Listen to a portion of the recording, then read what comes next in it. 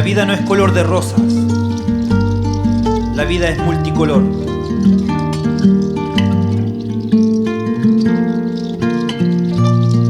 La vida es hermosa, solo que nos hicieron pasar por la parte más oscura. Y así hemos vivido todo este tiempo.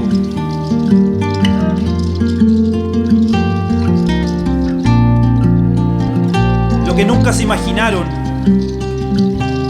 es que las cosas más bellas se dan en oscuridad. Los besos más profundos se dan con los ojos cerrados.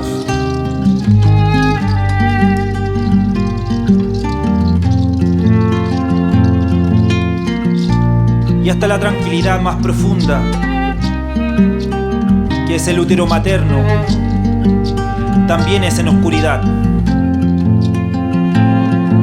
Entonces hoy,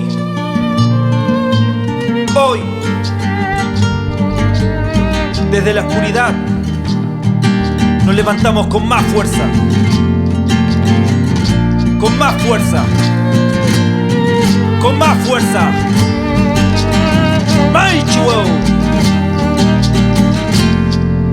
Rubén Collío.